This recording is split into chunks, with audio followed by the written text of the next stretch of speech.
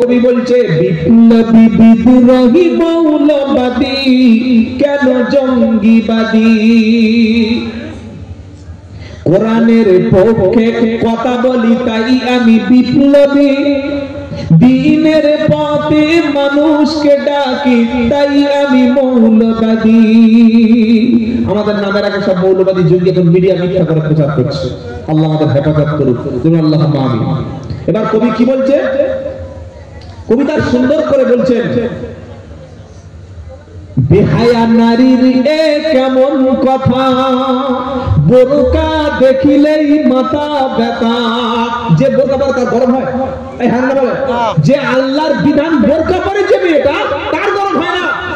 গরম কার হয়? তার পাশে কিছু অসামাজিক ব্যক্তির আর তারা বোরকাকে বলে এটা জঙ্গিদের পোশাক, নারীকে নাকি বোরকা ছোট করেছে। না ভাই, কোন নারী যদি হিজাব পালন করে ওই নারীর সতীত্ব সম্ভ্রমের দায়িত্ব স্বয়ং আল্লাহ নিয়ে নেয়। যদি বলুন সুবহানাল্লাহ।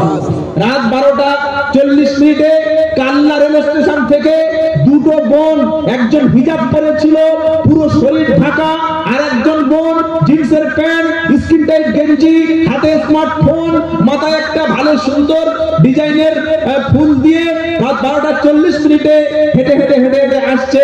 কাল্লা বাস স্ট্যান্ডের কাছে চারজন মাতাল মাতলামি করছিল, শ্লীলতাহানি করার জন্য রেডি হচ্ছে। বলুন তো ভাই, কোন মেয়েটার উপরে আগে ঝাঁপিয়ে পড়তে পারে? জিন্সওয়ালা মেয়েটার উপর। এটা স্বাভাবিক ব্যাপার। বললো প্রমাণ, 4 বছর হয়ে গেল তালিবানরা ক্ষমতায় আছে, আজ পর্যন্ত তালিবানে একটা ধর্ষণের রেকর্ড নাই। কেন রেকর্ড নাই? সৌদি আরবে, কুয়েত, কাতার, জর্ডান, মিশর, ইরাক, লেবানন, ফিলিস্তিন এই সমস্ত রাষ্ট্রগুলিতে ধর্ষণের পার্সেন্ট 1 অথবা 2, বছরে 3টে বা 4টে ধর্ষণ হয়। কেন?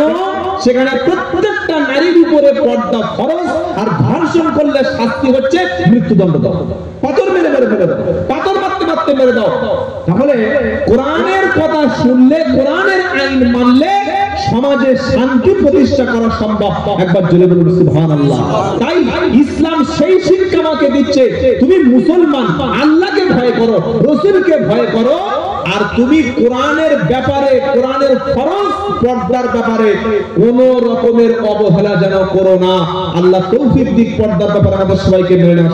আল্লাহুম্মা আমিন। তাহলে শোনাচ্ছিলাম আল্লাহর ভয় কাকে বলে। সূরা মায়েদায় আল্লাহ বলছেন, ইয়া আইয়ুহাল্লাযীনা আমানুত্তাকুল্লাহা ওয়াবতাগু ইলাইহিল ওয়াসিলাতা ওয়াজাহিদু ফি সাবিলিহি লাআল্লাকুম তুফলিহুন। সূরা মায়েদা 6 নম্বর পারা 12 নম্বর পৃষ্ঠা 12 নম্বর লাইনের 35 নম্বর আয়াত। হে ঈমানদারেরা, আল্লাহকে ভয় করো। কাকে ভয়? আবার এখানে আল্লাহ বলছে আল্লাহকে ভয় করো, আর আমি আল্লাহ আমার কাছে আসার জন্য তুমি নৈকট্য লাভ করার চেষ্টা করো। ওয়াসিলা, আমরা অনেকে মনে ওয়াসিলা মানে পীর ধর, হ্যাঁ, আমাদের ভুল ব্যাখ্যা করে যে ওয়াসিলা মানে একটা পীর ধরতে হবে, একটা কারণ মাধ্যম ধরে যেতে হবে। আল্লাহ বলছেন না, এই ওসিলা শব্দের তাফসীরে মুফাসসিরিন কিরামরা লিখেছে আয় আমলে সালেহ, অর্থাৎ নেক কাজের মাধ্যমে তুমি আল্লাহর নিকটবর্তী হয়ে যাও। কোন কাজের মাধ্যমে আল্লাহর নিকটে যাব? জোরে বলুন, নেক আমলের মাধ্যমে। আল্লাহ বলছেন ঈমানদার, আল্লাহকে ভয় করো এবং নেক কাজের মাধ্যম ধরো, আর ওয়াজাহিদু ফি সাবিলিহি, জান এবং মাল দিয়ে তুমি আল্লাহর রাস্তায় মুজাহাদা করো। লাআল্লাকুম তুফলিহুন, আশা করা যায় তুমি সফল হবে। জোরে বলুন সুবহানাল্লাহ। আল্লাহকে ভয় যারা করবে তারা কখনো অন্যায় কথা বলবে না, মিথ্যা সাক্ষী দেবে না, কোন ব্যক্তিকে গীবত করবে না, পরনিন্দা করবে না। এটা আল্লাহ কোরআনুল কারীমে ঈমানদারদের বলছে, ইয়া আইয়ুহাল্লাযীনা আমানুত্তাকুল্লাহা ওয়া কুলু কাওলান সাদীদা। সূরা আহজাব 22 নম্বর পারা 7 নম্বর 6 নম্বর পৃষ্ঠা 7 নম্বর লাইনের 70 নম্বর আয়াত। আল্লাহ বলছে, বিশ্বাসী ঈমানদারেরা আল্লাহকে ভয় করো এবং ন্যায় সংযত কথা বলো। কথা যখন বলবো ন্যায় কথা বলবো, ইনশাআল্লাহ বলেন, বলেন ইনশাআল্লাহ। কোনো অন্যায়, মিথ্যা, গীবত, পরনিন্দা, পরচর্চা আমরা করব না, বলুন ইনশাআল্লাহ। এই জবান বড় পাক। জবান কি জিনিস? পাক জিনিস। এই জবান থেকে বসে বসে আল্লাহর তাসবিহ পড়ুন, জিকির করুন, কোরআন পড়ুন, দরুদ পড়ুন, ভালো কথা বলুন। আর কথা যদি কিছু বলার না থাকে চুপ করে বসে থাকুন। গীবত করবেন না, পরনিন্দা করবেন না, পরচর্চা করবেন না, মানুষের দোষ খুঁজবেন না, মানুষের মধ্যে ঝগড়া অশান্তি লাগানোর কথা বলবেন না। বিশেষ করে অনেক মুসলমানদের অভ্যাস আছে মাগরিবের নামাজের পরে চায়ের দোকানে বসে পড়া। আচ্ছা না ভাই, মাগরিবের নামাজের পরে 4-5জন বন্ধু কি করছি? বলছে আড্ডা দিচ্ছি, টাইম পাস করছি। মুমিন বান্দা টাইম পাস করার সময় নাই। মুমিন বান্দা ততক্ষণ পর্যন্ত নিজেকে টাইমে ব্যস্ত রাখবে, ততক্ষণ পর্যন্ত টাইম অপচয় করবে না, যতক্ষণ আল্লাহর জান্নাতে না পৌঁছাবে। সুবহানাল্লাহ বলে। দুনিয়াটা কিন্তু টাইম নষ্ট করার জায়গা না, এটা পরিশ্রমের জায়গা, এটা মেহনতের জায়গা, এটা মুজাহিদার জায়গা, এটাকে আখিরাতের পুঁজি বানানোর জায়গা। কারণ আমি যে 1 ঘন্টা বসে কথা বলছি, আমার জীবন থেকে 1 ঘন্টা কমে গেছে। কি ভাই, গেছে না? তাই নাই? আজকের দিন যে চলে গেল, আমার জীবনে এই দিনটা ফিরে আসবে না। আগের যে জুমা চলে গেল, আমার জীবনে ওই জুমাটা ফিরে পাবো না। আমি 24 ঘন্টা সময় পেয়েছিলাম, 5 ওয়াক্ত নামাজ যে পড়তে পারি নাই, আমার জীবন থেকে ওই নামাজ তো সারা জীবন আর আমি ফিরে আসবো না। আমার যৌবন চলে গেছে, যৌবনে ইবাদত করতে পারি নাই, যৌবনে তাহাজ্জুদ করতে পারি নাই, যৌবনে কোরআন পড়তে পারি নাই, যুবক বয়সে আমি আল্লাহর রাস্তায় বার হতে পারলাম না। আমার জীবনে ওই সময় আর ফিরে আসবে না। যেদিন চলে যায় সেদিন ফিরে আসে না, যেদিন চলে যায় সেদিন ফিরে আসে না। যুবক তুমি এমন কথা কখনো বলো না, বৃদ্ধ বয়সে ধরবো নামাজ, নামাজ ছাড়বো না, বৃদ্ধ বয়সে ধরবো নামাজ, নামাজ ছাড়বো না।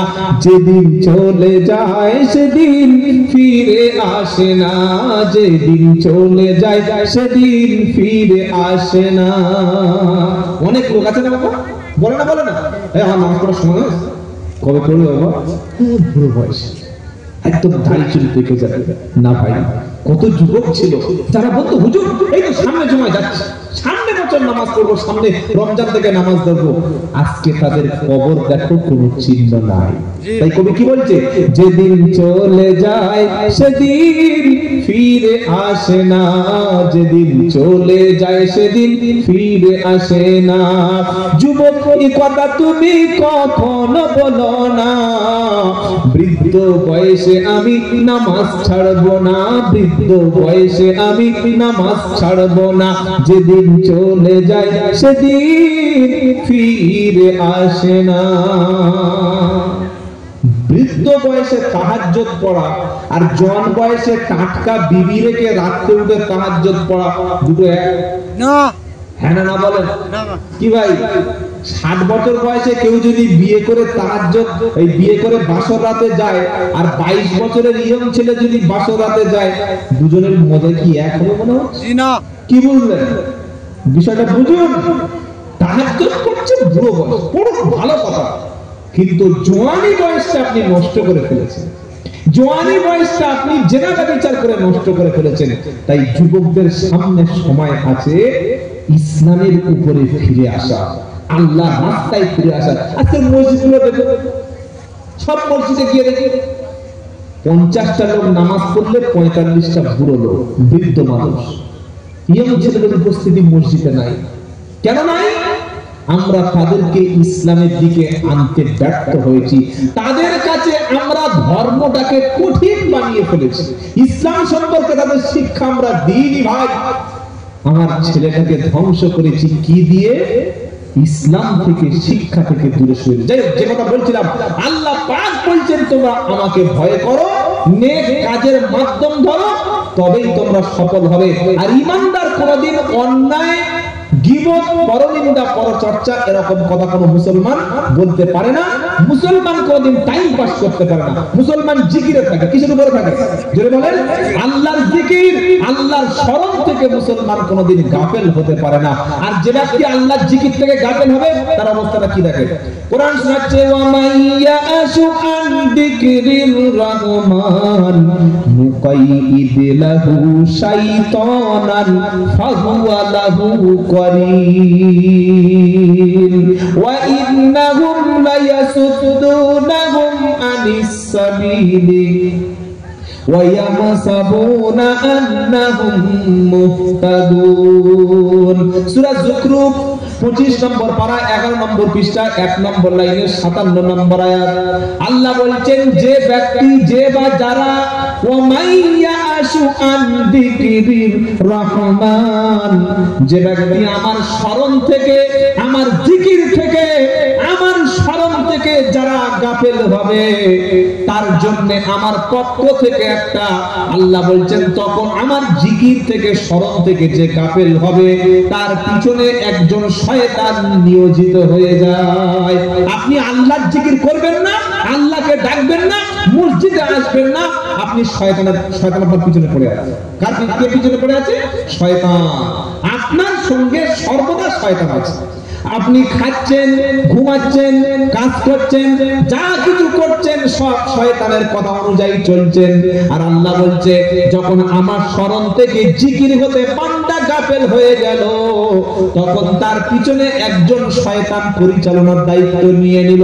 শয়তান তার সব কাজগুলি করায় আর সে মনে মনে ভাবে ওয়া ইন্নাহুম লায়াসুদ্দুনাহুম আনিস সাবিল। শয়তান যখন কারো বন্ধু হবে আল্লাহ রাস্তায় যাওয়ার জন্য শয়তান সর্বদা কি নিয়ে যাবে না, বাধা দেবে। জোরে বলেন।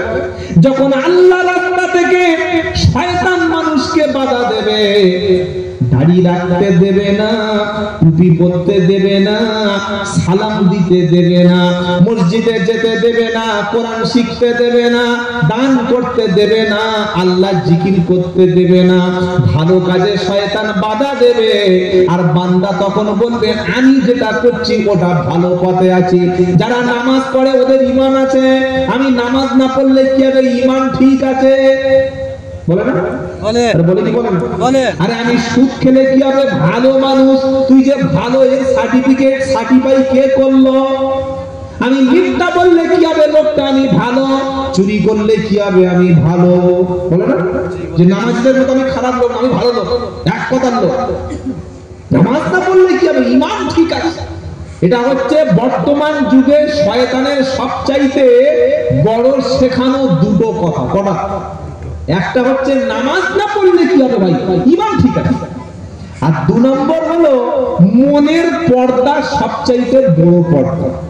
বলে না ছেলেরা, মেয়েরা বলে মনের পর্দা বড় পর্দা। আর ঈমান ওই কি বলে নামাজ না পড়লে কি হবে? ঈমান ঠিক আছে। কিছু কিছু লোক বলে হুজুর আমি খুব দান করি, অনেকগুলি স্কুল করে দিয়েছি, আমার কোটি কোটি টাকা ডোনেট করি বছরে, অনেক বড় বড় সংস্থা চালাই, কিন্তু আমি নামাজ পড়ি না বা নামাজের সময় পাই না, আমার কি ঈমানের কোনো ক্ষতি হবে? ভাই ঈমান থাকলে তবে তো ঈমান করতে, তো নাই তা ক্ষতি হবে কি গো? ঈমান থাকলে তবে তো জিনিসটা ক্ষতি হবে। হ্যাঁ, তোমার ঈমান যে নাই, ঈমান থাকলে তোমার চিন্তা প্রকাশ পাবে। ঈমান থাকলে তো তুমি মসজিদে যাবে। আমার যুবকেরা, আল্লাহ না ভাই, যা করছে করুন, কাজ, ব্যবসা বাণিজ্য, খেলাধুলা সব করুন, কিন্তু আজান হয়ে গেলে নিজেকে কখনো শয়তানের রাস্তায় ফেলে দেখো না। কোরআন কি শুনিয়ে দিচ্ছে? আমার জিকির, আমার স্মরণ থেকে যে ব্যক্তি মুখ ফিরিয়ে নেবে ওর পিছনে শয়তান থাকবে। ওর পিছনে কে থাকবে বলে? শয়তান। আর যখন কারো পিছনে শয়তান থাকবে প্রত্যেকটি ভালো রাস্তায় শয়তান ওকে নিষেধ করে দেবে। এরপরে কিয়ামতের দিন ওই শয়তানের পরিচালিত ব্যক্তি আমার কাছে যখন আসবে, কুরআন বলছে হাত্তা ইদা জাআনা ক্বালা ইয়া লাইতা বাইনি ওয়া বাইনিকা বু'দাল মাশরিকাইন। যখন ওই শয়তানের দ্বারা পরিচালিত ব্যক্তি আমার জিকির থেকে, আমার স্মরণ থেকে গাফেল হয়েছে যারা, শয়তানের কথায় চলেছে যারা, ও যখন কিয়ামতের দিন আমার কাছে আসবে তখন দেখবে আল্লাহ ঈমান নাই, নামাজ নাই, দিন নাই, সব কিছু দুনিয়ায় করেছিলাম কিন্তু নামাজের সময় পাই নাই, কোরআনটুকু শেখার সুযোগ হলো না, আজও পর্যন্ত কাউকে সালাম দিতে পারি না, লজ্জায় মাথায় টুপি দিতে লজ্জা লাগে, ভালো পোশাক সুন্নতি পোশাক পরতে লজ্জা লাগে, আল্লাহ রাস্তায় বার হতে বড় কষ্ট লাগে, মুখে দাড়ি রাখতে লজ্জা লাগে, দস্তরখান বিছিয়ে খেতে লজ্জা লাগে, বিবির শরীরে ইয়াং মেয়েকে পর্দা করে রাস্তায় বার হতে ভয় লাগে, শরম লাগে। এরকম বলেছিল যারা, মরণের পরে আল্লাহর সামনে যখন যাবে তখন বলবে ক্বালা ইয়া লাইতা বাইনি ওয়া বাইনিকা বু'দাল মাশরিকাইন। আল্লাহ সারা জীবন শয়তান আমাকে বিভ্রান্ত করেছে, শয়তান যদি পূর্ব থেকে পশ্চিম দিগন্ত যতটা ডিসটেন্স, যতটা দূরত্ব, আমি শয়তান থেকে তত দূরে যদি থাকতাম আজকে আমি বেঁচে যেতাম। কি ভাই তখন আর মাথা রাখতে থাকবে? জোরে বলেন। এবার জাহান্নামে যখন শয়তানের অনুসারীরা, জাহান্নামের মধ্যে যখন জাহান্নামী ব্যক্তিদের ফেলে দেওয়া হবে, জাহান্নামের মধ্যে গিয়ে শয়তানের সঙ্গে জাহান্নামীদের দিদার নসিব হয়ে যাবে। জোরে বলুন। কি বলছি কথা বুঝতে পেরেছেন? জাহান্নামের মধ্যে কার সঙ্গে দিদার হবে? জোরে বলেন। শয়তান। শয়তানকে যখন জাহান্নামীরা চিনতে পেরে যাবে তখন জাহান্নামীরা স্বপ্নে বলবে এই শয়তান, এই হচ্ছে লিডার, এই হলো শয়তান, তোর কথা শুনে মদ খেয়েছিলাম, আমাকে টাকা বেশি হয়েছিল, মদ তুই তো বলেছিলিস, ধোঁকা দিয়েছিলিস, তোর কথা শুনে মানুষ খুন করেছিলাম, তোর কথা শুনে আমি মানুষকে মিথ্যা মামলা দিয়েছিলাম, তোর কথা শুনে আমি ফজরের নামাজ কাজা করেছিলাম, তোর কথা অনুযায়ী আমি বিবিকে বেপরদা করেছি, মা বাপকে কষ্ট দিয়েছি, হারাম কাজ করেছি, হারাম খেয়েছি, আজকে তো ধরা পড়ে গেলাম, এখন কি হবে? শয়তান এখন কি হবে বল? কোরআনুল কারীমে আল্লাহ শয়তান আর জাহান্নামীদের মধ্যে কি কথা হবে সব কিছু বলে দিয়েছে। ওয়াকাদা কোরআনুল কারীম শুনেছে, আমার আল্লাহ পাক বলছেন যখন জাহান্নামের মধ্যে সিদ্ধান্ত হয়ে যাবে, ওয়াকালাশ শাইতানু লাম্মা কুদিআল আমরু ইন্নাল্লাহা ওয়া'আদাকুম ওয়া'দাল হক ওয়া ওয়া'আদতুকুম ফাআখলাফতুকুম ওয়া মা কানা লি আলাইকুম মিন সুলতান ইল্লা আন দা'আতুকুম فاستجبتم لي فلا تلوموني ولوموا أنفسكم ما أنا بمصرخكم وما أنتم بمصرخي। সূরা ইব্রাহিম 13 নম্বর পারা 17 নম্বর পৃষ্ঠা 4 নম্বর লাইনের 22 নম্বর আয়াত। জাহান্নামীদের মধ্যে সিদ্ধান্ত ফয়সালা হয়ে যাওয়ার পর শয়তান আর জাহান্নামীদের মধ্যে যখন দেখা হয়ে যাবে তখন শয়তান, আল্লাহ পাক বলবে ওয়াকালাশ শাইতানু লাম্মা কুদিয়াল আমরু, এবার শয়তান বক্তব্য করবে। কে বক্তব্য করবে? জোরে বলে। শয়তান। আপনাদের কষ্ট হচ্ছে বাবা? আর একটু বলবো না, শেষ করে দেব। এই শয়তানের ঘটনাটা শেষ করে দেব নাকি? যখন দেখা হয়ে যাবে শয়তান বলবে ওয়াকালাশ শাইতানু লাম্মা কুদিআল আমরু ইন্নাল্লাহা ওয়া'আদাকুম ওয়া ওয়া'আদাল হক। শয়তান বলবে এই জাহান্নামীরা তোরা আমার দোষ দিচ্ছিস কেন বল? আল্লাহ যে প্রতিশ্রুতি দিয়েছিল সব প্রতিশ্রুতি পালন করেছে। আল্লাহ বলেছে নামাজ পড়লে, দান করলে, ভালো কাজ করলে জান্নাত, ওই দেখো জান্নাতি ব্যক্তিরা জান্নাতে। সুবহানাল্লাহ। আল্লাহ যা ওয়াদা করেছিল, আল্লাহর ওয়াদা তিনি সত্য হিসাবে আল্লাহর প্রতিশ্রুতি তিনি পালন করেছেন। আচ্ছা আল্লাহ কি ওয়াদা খেলাফ করে? নাউযুবিল্লাহ বলেন। আল্লাহ পাক বলেন ওয়ামান আসদাকু মিনাল্লাহি কিলা। আল্লাহ চাইতে সত্য কথা কার হতে পারে? সত্য মানে কার হতে পারে? ওয়ামান আসদাকু মিনাল্লাহি হাদিসা। আল্লাহ চাইতে কথার দিক থেকে সত্য কথার কার? সত্য কথা কে বলে? আল্লাহ। আল্লাহ। শয়তান বলবে আল্লাহ যা বলেছিল সবগুলি সত্য। তিনি জান্নাতের ওয়াদা করেছিলেন, জান্নাত দিয়েছে। আর আমি শয়তান ওয়া'আদতুকুম ফাআখলাফতুকুম, আমি বলেছিলাম ওরে বেটা বললে কিছু নেই, সব মৌলবীদের বানানো কথা, সব ভুয়ো কথা। নামাজ পড়ো, রোজা করো, কোরআন পড়ো, দান করো, এসব মিথ্যারে মানিস না। জোয়ান বয়সটা এনজয় করবি, আনন্দ করবি। পৃথিবীটা তো ভোগ বিলাসের জায়গা। আর মরে গেলে কোনো কিছু হবে? কিচ্ছু নাই। মরে গেলে খালি মৌলবীরা ভুয়ো খবর বলে, মিথ্যা মিথ্যা কথা বলে। আমি শয়তান তোমাদেরকে কবর সম্পর্কে, জাহান্নাম সম্পর্কে মিথ্যা কথা বলে ভুলিয়ে রেখেছিলাম। বলেছিলাম জাহান্নাম জান্নাত বলতে কিছু নাই। ওয়া'আদতুকুম ফাআখলাফতুকুম, আজকের আমার সব প্রতিশ্রুতি আমি ভঙ্গ করলাম। আহা, কি বলবে এটা? শয়তান বলবে সব প্রতিশ্রুতি আমি ভঙ্গ করে দিলাম। তখন জাহান্নামীদের শয়তান আরো বলবে ওয়ামা কানা লি আলাইকুম মিন সুলতান, কারণ তোমাদের প্রতি আমার কোনো কর্তৃত্ব ছিল না। শয়তান বলবে আমি তোর ঘাট ধরে মদ খাইয়েছিলাম, তুই বলতে পারবি? তুই তো নিজের টাকায় মদ খেয়েছিস, তুই তো নিজে খুন করেছিস, তুই তো নিজেই নামাজ কাজা করেছিস, বিবি বাড়ি বিবি রেখে অন্য মেয়েকে নিয়ে ফুর্তি করেছিস, তুই তো নিজের থেকে মিথ্যা কথা বলতিস, নিজের থেকেই জানাজা বিচার করতিস, নিজের থেকেই তুই সমাজে খারাপ কাজ করতিস। তোর খারাপ কাজের পিছনে আমার কোনো প্রেসার ছিল না, চাপ ছিল না, কর্তৃত্ব ছিল না, নেতৃত্ব ছিল না, কোনো দায়ভার ছিল না। ইল্লা আন দাতুকুম ফাসতাজাবতুম লি, তোদের একটাই ডাক দিয়েছিলাম, আয় আমার পথে বার হয়ে আয়। তোরা মসজিদ ছেড়ে দিয়েছিলিস, কোরআন ছেড়ে দিয়েছিলিস, দ্বীন ছেড়ে দিয়েছিলিস, আল্লাহ রাসূলকে ভুলে গিয়ে আমার পিছনে ছুটেছিলিস। কেন ছুটেছিলিস? আমি কোনদিন দেখেছিলাম তোদের মসজিদে তো 5 বার আযান হতো, আমি 7 আযান দিয়েছিলাম আমার দিকে আয় বলেছি? কোনদিন বলি নাই, কোনদিন বলি নাই। আমার কথার পিছনে যুক্তি ছিল না, আলেমদের কথার পিছনে যুক্তি ছিল, তো তাবলীগের সাথীদের কথার পিছনে যুক্তি ছিল, মাদ্রাসার উস্তাদের কথার পিছনে দলিল ছিল, আলেম ওলামাদের কথার পিছনে দলিল ছিল, কিন্তু শয়তানের কথার পিছনে কোনো দলিল ছিল না। তারা ছুটেছিলিস, ওই ভাই কেন ছুটে পড়েছিলিস? আজকে আমি সমস্ত প্রতিশ্রুতি ভঙ্গ করে দিলাম। ফালা তালুমুনি, শয়তান বলবে জাহান্নামীরা তোরা আমার উপরে লানত দিস না, গালিগালাজ করিস না। ওয়ালুমু আনফুসাকুম, বরং নিজেদের উপরে লানত দে। নিজেকে নিজের কাছে প্রশ্ন কর, কেন তুই আল্লাহর বিধানগুলি মানলি না? কেন আল্লাহর ঘর পর্যন্ত গেলি না? কেন তুই দিনের উপরে চললি না? নিজেকে প্রশ্ন কর। মা আনা বিমুশরিকিকুম ওয়া মা আনতুম বিমুশরিকি, আজ আমি তোদের কোনো উপকার করতে পারবো না, তোরা আমারও কোনো উপকার করতে পারবি না। নাউযুবিল্লাহ, নাউযুবিল্লাহ। বাবাজি আল্লাহর ভয়, সেজন্য আল্লাহর ভয় যেন প্রত্যেকের দিলে থাকে। শয়তানের রাস্তা আমরা ছেড়ে দেব, বলুন ইনশাআল্লাহ। বলুন ইনশাআল্লাহ।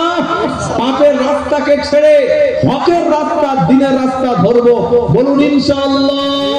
কারণ আল্লাহর ভয় যার দিলের মধ্যে থাকবে, আল্লাহ পাক বলছেন সেই ব্যক্তি বিপদে পড়লে আমি আল্লাহ বাঁচিয়ে দেব। সুবহানাল্লাহ। সূরা তালাক 28 নম্বর পারা সূরা তালাকের মধ্যে আল্লাহ পাক বলছেন মাইয়াত্তাকিল্লাহা ইয়াজআল লাহু মাখরাজা ওয়া ইয়ারযুকু মিন হাইসু লা ইয়াহতাসিব।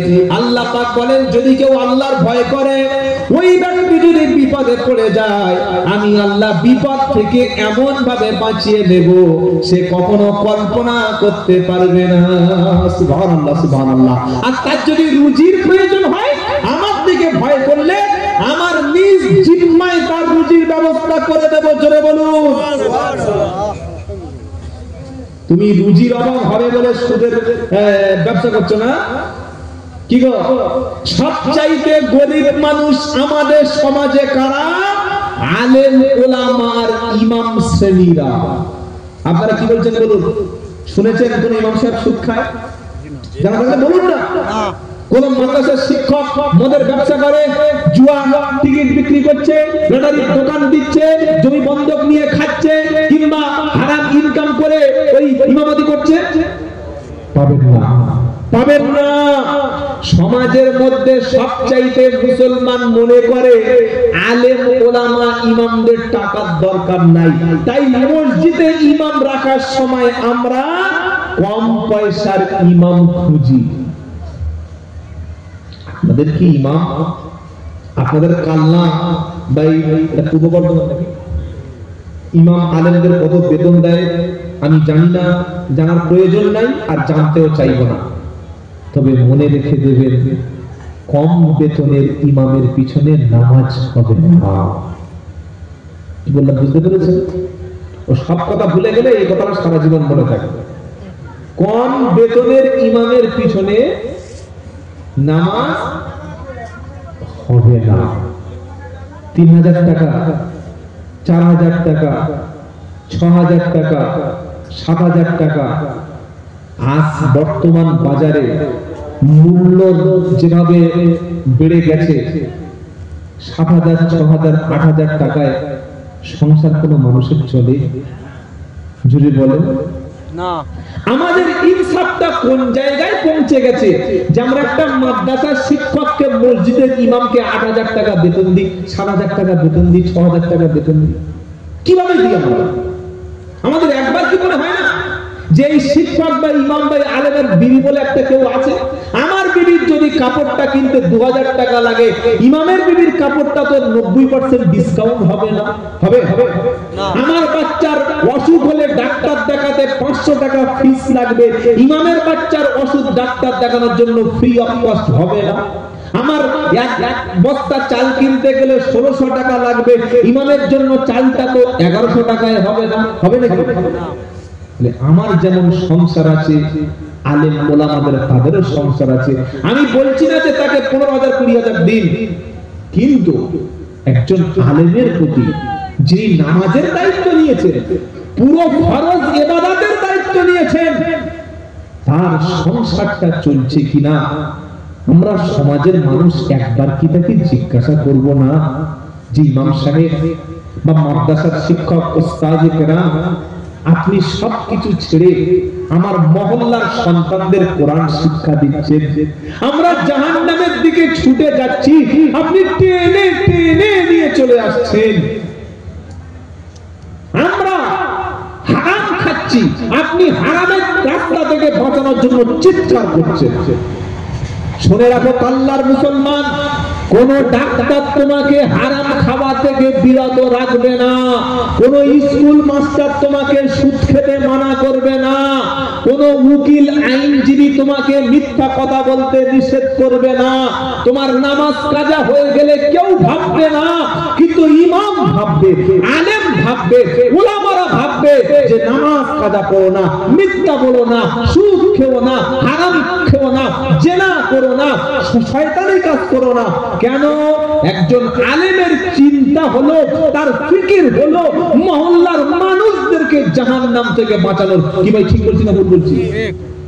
যে মানুষটা আমাকে নিয়ে জাহান্নামের আগুন থেকে বাঁচানোর জন্য দিনের পর দিন আমার গ্রামে, আমার মসজিদে, আমার মাদ্রাসায় পড়ে আছে, আমি তার সংসারের চিন্তাটুকু করলাম না। আবার ফতোয়া দিচ্ছে কি সারাদিন পয়সা লাগে। তোমার মতো চিটিং বাজ পৃথিবীতে আর কোন দুজন লোক আছে নাকি? এত পয়সা কি হবে? ওদের পয়সা বরকত হয়। ওরকম একটা চালাক নামের গল্প আছে, হাদিস করা গল্প, এটা আমাকে ভাবানো যেটা হাদিস করা চালাক। 12 বছর ইমামতি করেছে, 12 বছর। এত করে বলে ভাই একটু মাইন্ডটা দেখো, বলে হুজুর 6 বছর করতে গেল, ওই বলতে বলতে 12 বছর কাটি দিয়ে। সেক্রেটারি সাহেব মসজিদের, তার ছেলে লিখিত পরীক্ষায় পাস করেছে এবং ইন্টারভিউ হবে দুপুর 12টায়, এবং পরীক্ষায় পাস করার পরে ইন্টারভিউ যদি সে পাস করে চাকরি 100% হবে। সব কাগজ সাবমিট করা হয়ে গেছে। ফজরের নামাজে গিয়ে সেক্রেটারি সাহেব বলছে, না হুজুর আলহামদুলিল্লাহ। কোনো কথা নেই, আলহামদুলিল্লাহ। বলছে কিসের আলহামদুলিল্লাহ? বললে আমার ছেলে পরীক্ষায় পাস করেছে। ভালো, আলহামদুলিল্লাহ। বললো আজকের ইন্টারভিউ আছে, কাগজ সব সাবমিট করা হয়েছে, আর সাথে কিছু ঘুষও আল্লাহর রহমতে দেওয়া হয়েছে। আল্লাহর রহমতে আবার ঘুষ। তো এখন আপনার কাছে একটা দরখাস্ত হচ্ছে এই যে ফজরের নামাজ হয়ে যাবে, আর গ্রামে অনেক মুসাল্লি আছে, আপনি সবাইকে নিয়ে আমার ছেলের জন্য একটু দোয়া করে দেবেন। কি দোয়া? যেন আমার ছেলে আজকের পরীক্ষায় পাস করে, পাস করলে ওর ভবিষ্যৎটা পুরো ভালো হবে। তখন খুব চালাক, আলেমরা কিন্তু খুব বোকা নয়। আপনারা মনে করে এরা মনে হয় এই সাউন্ডটা হঠাৎ করে কমিয়ে দিলে, মাইকের সাউন্ডটা বড়। আমাকে তো খুব বোকা ভাবছেন, মাইক সম্পর্কে কিছুটা ধারণা আছে। যাই হোক বাবাজিরা, আল্লাহ ভাইরা, ইমাম সাহেব খুব চালাক লোক, দোয়া করছে, রব্বানা যালামনা আনফুসানা ওয়া ইল্লাম তাগফির লানা ওয়া তারহামনা লানাকুনান্না মিনাল খাসিরিন। সেক্রেটারি সাহেব বলছে আমিন।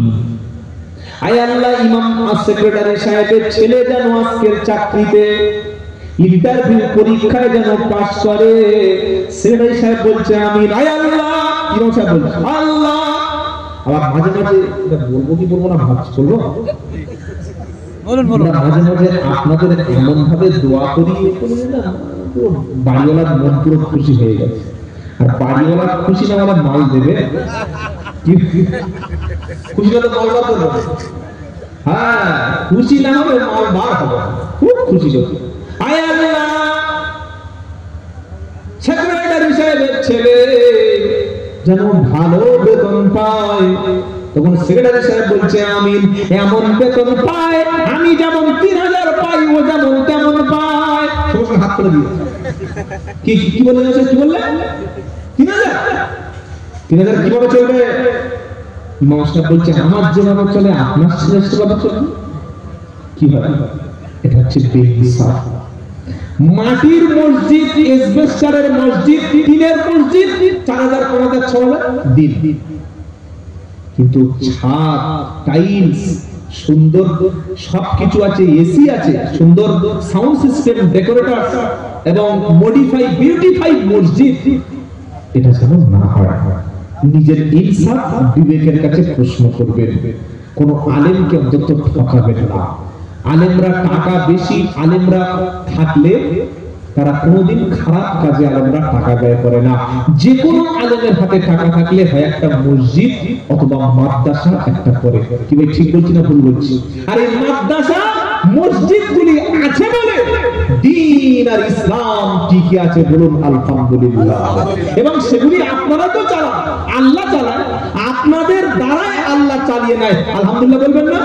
আলেমরা নেতৃত্ব দেয়, আপনাদের মতো আল্লাহওয়ালা জনগণ ব্যক্তিরা কেউ 500, কেউ 200, কেউ 1000, কেউ 2000, কেউ 5000 টাকা দিয়ে আল্লাহর ঘরগুলি, নবীর এই কোরআনের মাদ্রাসাগুলি কিয়ামত পর্যন্ত টিকে আছে জনগণের ভালোবাসায়, আলহামদুলিল্লাহ বলবেন আলহামদুলিল্লাহ।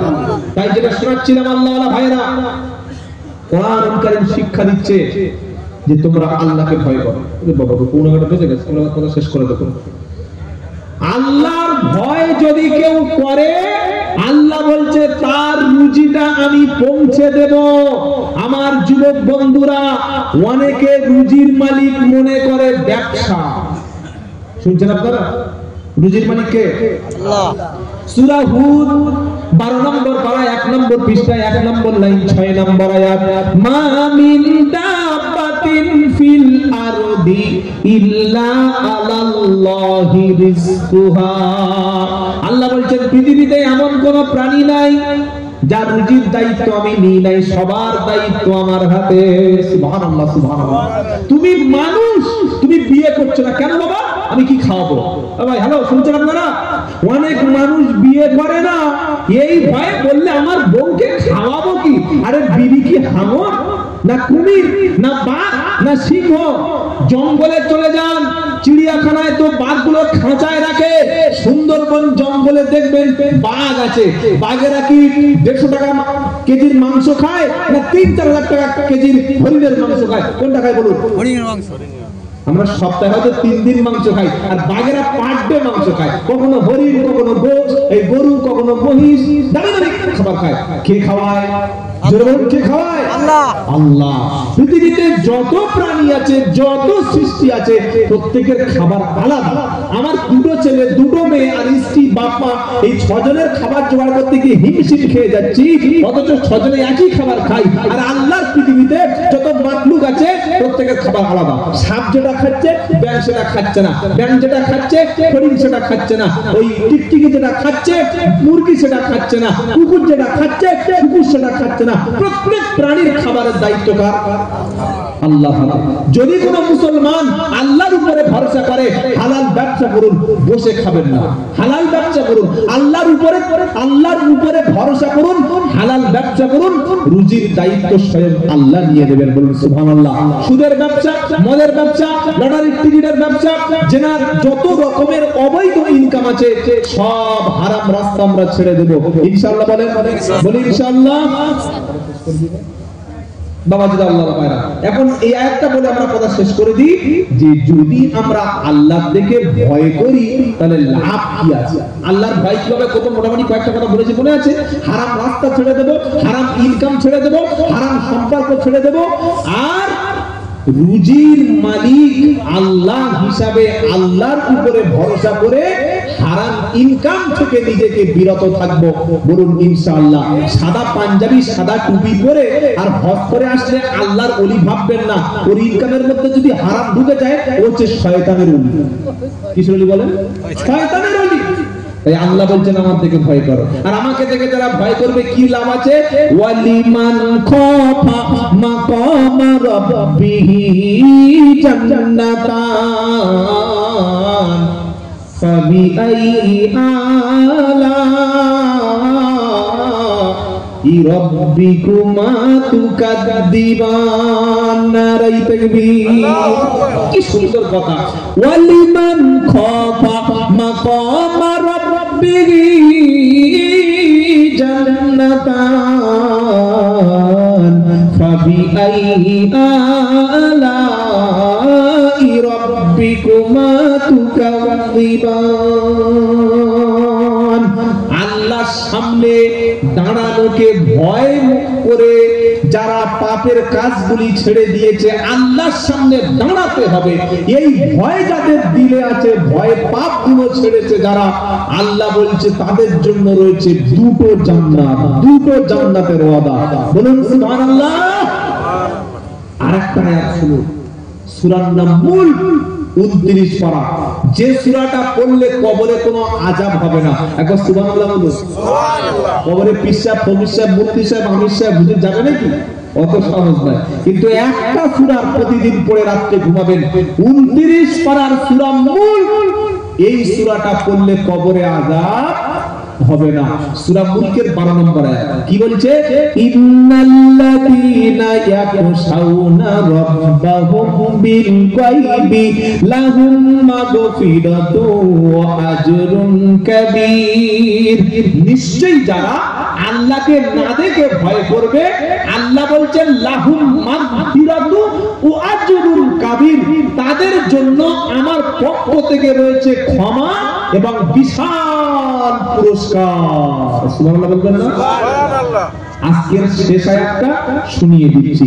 সূরার নাম জুমার, 24 পারা, 5 পৃষ্ঠা, 13 নম্বর লাইন, 73 নম্বর আয়াত। কি বলছে? আল্লাহকে যারা ভয় করবে, ভাই আল্লাহ থেকে ভয় করবে ইনশাআল্লাহ। ভয় করার নমুনা কি? হারাম ছেড়ে দেব, হারাম কাজ করব না, আর আল্লাহর হুকুমগুলো আমাদের জীবনে মেনে নেব। আল্লাহর ভয় যারা করবে, হারাম ছাড়বে, ফরজ ওয়াজিব সুন্নাত আমল যারা করবে, তারা জান্নাতি জান্নাতি জান্নাতি। বলুন সুবহানাল্লাহ। বলুন যে আয়াতটা কোথায় আছে? ওয়াসিকাল্লাযীনা তাকাউ রাব্বাহুম ইলাল জান্নাতি যুমারা হাত্তা ইযা জাউহা ওয়া ফুতিহাত আবওয়াবুহা সালামুন আলাইকুম تبتم فادخلوها خالدين সূরা জুমার আল্লাহ বলছে যে কিয়ামতের দিন খোদা ভীরু আল্লাহ ভীরু ব্যক্তিদেরকে জান্নাতে যাওয়ার জন্য ফেরেশতারা জান্নাতের দিকে সেদিন ওয়েলকাম জানাতে জানাতে সাদরে সেদিন তাদের নিয়ে যাওয়া হবে সুবহানাল্লাহ বলেন খোদা ভীরু ব্যক্তিরা যখন জান্নাতের কাছে যাবে হাত্তা ইদা জাউহা ওয়া ফুতিহাত আবওয়াবুহা জান্নাতের কাছে আমরা যখন যাব আল্লাহ ওয়ালা আল্লাহ ভীরু ব্যক্তিরা জান্নাতের দরজা আগে থেকে আল্লাহ আমাদের জন্য ওপেন করে রাখবে সুবহানাল্লাহ বলবেন আর কি বলা হবে সালামুন আলাইকুম তিবতুম ফাদখুলুহা খালিদিন আল্লাহর পক্ষ থেকে তোমাদের জন্য সালাম শান্তি শান্তি শান্তি চিরদিন তোমরা এই জান্নাতের মধ্যে অবস্থান করবে সুবহানাল্লাহ বলবেন আচ্ছা আল্লাহ ভীরু ব্যক্তিদের জন্য আর একটা আয়াত বলবো কি এটা শেষ করে আপনারা কষ্ট চাই বুঝতে পারছেন না না বেশি আলোচনার প্রয়োজন নাই অল্প করে শুনবো শেষ আয়াত সূরা কফ 26 পারা একদম 18 পৃষ্ঠা ওই পৃষ্ঠার শেষের দিকে তিনটা আয়াত সূরা কফে কি আছে মান খাশিআর রাহমান বিল গায়ব ওয়া জাআ বিকলবিন মুনীব মান খাশিআর রাহমান বিল গায়ব যারা আল্লাহকে না দেখে ভয় করেছে সুবহানাল্লাহ বলে আল্লাহ দেখে নাই কিন্তু মদ খায় আল্লাহ দেখে নাই নামাজ পড়ে কোরআন পড়ে দিনের উপরে আছে কেন আল্লাহ দেখছেন আমি আল্লাহকে দেখতে পাচ্ছি না কিন্তু আল্লাহ দেখছেন এই ভয় সে ভালো কাজ করে মান খাশিআর রাহমান বিল গায়ব আল্লাহকে না দেখে ভয় করার সবচাইতে বড় চিহ্ন হচ্ছে সে ব্যক্তি গোপনে পাপ ছেড়ে দেবে সুবহানাল্লাহ বলে বাইরে টুপি দাড়ি সুফি সাহেব আর মনের মধ্যে যে কি মাল দেখে ও বউ পর্যন্ত জানতে এটা আল্লাহ দেখে ভয় এই বলুন না না আল্লাহ দেখে ভয় সব জায়গায় যা থাকবে তার জন্য কি পুরস্কার মান খাশিআর রাহমান বিল গায়ব ওয়া জাআ বিকলবিন মুনীব আল্লাহ দেখে যারা না দেখে ভয় করবে আর বিশুদ্ধ বিনম্র চিত্তে হৃদয় নিয়ে আমার কাছে যারা আসবে আল্লাহ তাদেরকে বলছেন আমি কিয়ামতের দিন বলবো কি বলবো উদখুলুহা বিসালাম শান্তি সহকারে আমার জান্নাতে তোমরা প্রবেশ করো সুবহানাল্লাহ দালিকা দালিকা ইয়াউমুল খুলুদ আজকের চিরন্তন চির প্রবেশের দিন সুবহানাল্লাহ জান্নাতে মৃত্যু নাই দুঃখ নাই জ্বর নাই অসুখ নাই টেনশন নাই ঘুম নাই যন্ত্রণা নাই নাপাক নাই একবার যদি জান্নাতে যেতে পারি ও সুখ শান্তির শেষ নাই অনন্ত জীবন মৃত্যু নাই দুঃখ নাই টেনশন নাই বৃদ্ধ হওয়ার কোনো ভয় নাই সুখ আর শান্তি সেই চির সুখের জন্য দুনিয়ার হারামগুলো ছেড়ে দেব খারাপ কাজ ছেড়ে দেব আজ থেকে 5 ওয়াক্ত নামাজ পড়ব হাত তুলুন বলি ইনশাআল্লাহ বলি ইনশাআল্লাহ সকলে বলুন ইয়া আল্লাহ হাত তুলে রাখুন বলুন ইয়া আল্লাহ আপনার নামে শপথ করছি মালাকুল মউত মাথার কাছে না আসা পর্যন্ত 5 ওয়াক্ত নামাজ কাজা করব না ইয়া আল্লাহ আমাদের সবার তওবাকে কবুল করুন হাত রাখুন ইয়া আল্লাহ ইয়া রাব্বাল আলামিন আল্লাহ যেন আমাদের সবার তওবাকে